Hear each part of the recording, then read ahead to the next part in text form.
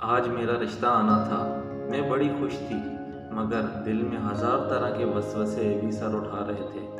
میں کبھی امی کے پاس جاتی تو کبھی اپنی چھوٹی بہن کے پاس، اور اس کے سامنے ہاتھ جوڑ کر کہتی کہ آج خیال رکھنا، کہیں پھر سے مجھے کلو نہ کہہ دینا، کیونکہ رشتے والی میرا یہ لقب سن کر مجھے ٹھکرا جاتے تھے۔ لیکن آج بھی وہی ہو گیا جس کا ڈر تھا۔ رشتے والی آنٹی بولی کہ اپنی بیٹی کو تو لے آئیں۔ امی میری چھوٹی بہن سے بولی کہ جاؤ کلو لے آؤ۔ پھر وہی ہوا جو ہر بار ہوتا تھا، رشتے والے مجھے دیکھے بنا ہی چلے گئے تھے۔ میں شادی کی عمر کو پہنچی تھی، مگر یوں لگتا تھا جیسے عروسی جوڑا مجھے نصیب ہی نہ ہوگا، کیونکہ میں تھوڑی سانولی سی تھی۔ مگر میری بہن بھائیوں نے مجھے کالی کلو کہہ کر پکارنا شروع کر دیا۔ یوں ہی میرا نام مشہور ہو گیا۔ اب جب بھی میرے لیے رشتہ آتا تو میری امی یا بہن کے منہ سے کلو لفظ نکل جاتا۔ رشتے والے مجھے ٹھکرا کر چلے جاتے، میں پھوٹ پھوٹ کر روتی۔ اس بار میری امی نے مجھ سے وعدہ کیا کہ اس بار تمہاری شادی کروا کر ہی رہوں گی۔ اب میرے لیے جو رشتہ آیا تو امی نے میری چھوٹی بہن کو سامنے کر دیا۔ لڑکے والوں نے تو ہتھیلی پر سرسوں ہی جما لی تھی۔ ان کی تو دلی حسرت پوری ہو گئی تھی۔ ایک تو وہ کم عمر تھی، دوسرا حسین بھی بہت تھی۔ میں نے ایک بار پھر سے رونا ڈال دیا تھا کہ میری ماں ظالم عورت ہے، بڑی بہن کو چھوڑ کر چھوٹی کی شادی کرنے لگی ہے۔ امی ہنس کر بولی تو بس چپ کر جا، آگے آگے دیکھ تیری ماں کرتی کیا ہے۔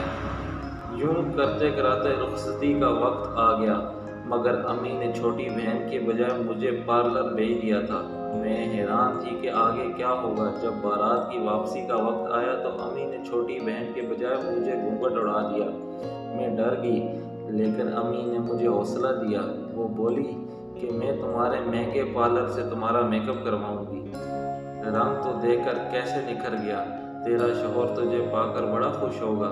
امی کے دلاسے سن کر میں خوش تو ہو گئی، مگر دل تو ابھی بھی لرز رہا تھا۔ میں گاڑی میں بیٹھی تو قرآنی آیات خود پر پڑھ پڑھ کر پھونکتی رہی۔ مجھے سیج پر بٹھا دیا گیا تھا۔ میں یہی سوچ رہی تھی کہ اب نہ جانے میرا شوہر مجھے قبول کر لے گا یا نہیں۔ کمرے کا دروازہ کھلا اور میرا شوہر اندر آ گیا۔ وہ میرے پاس آ کر بیٹھا اور گھونگھٹ پلٹ دیا، مگر مجھے دیکھتے ہی اچھل پڑا۔ میرے شوہر کے چہرے پر غصہ ہی غصہ تھا۔ میں لرز کر رہ گئی۔ وہ بولا یہ کیا، منہ پر آٹا تھوپا ہوا ہے؟ تمہیں کسی نے یہ نہیں بتایا کہ مجھے میک اپ پسند نہیں ہے؟ جاؤ منہ دھو کر آؤ۔ اب صحیح معنوں میں مجھ پر قیامت ٹوٹ پڑی تھی۔ میں ڈرتے ڈرتے اٹھی اور منہ دھو کر بڑی دیر روتی رہی۔ مجھے معلوم تھا کہ آج مجھے طلاق ہو جائے گی۔ میرا دل چاہ رہا تھا کہ میں ساری زندگی باتھ روم میں ہی گزار دوں، مگر مجھے اپنے شوہر کا سامنا کرنا پڑے۔ لیکن پھر کب تک میں یوں چھپا سکتی تھی؟ ہمت جمع کر کے باہر نکلی تو میرا شوہر مجھے دیکھ کر مسکرا دیا اور بولا الحمدللہ۔ میں حیران رہ گئی تھی۔ میرا شوہر بولا مجھے یہ سفید نازک سی لڑکیاں ایک آنکھ نہیں بھاتی، مجھے تو اصل کشش ہی سانولے رنگ میں محسوس ہوتی ہے۔ میں تمہیں دیکھ کر باغ باغ ہو گیا۔ اپنے شوہر کی باتیں سن کر میری آنکھیں چھلک پڑی۔ میں نے دل میں اللہ کا شکر ادا کیا۔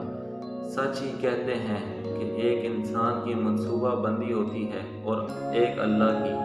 انسان ہر بار فیل ہو جاتا ہے، مگر اللہ انسان کو اس وقت سہارا دیتا ہے جب ہر طرف اندھیرا ہی اندھیرا ہو۔ بے شک اللہ ہر چیز پر قادر ہے۔ سبحان اللہ۔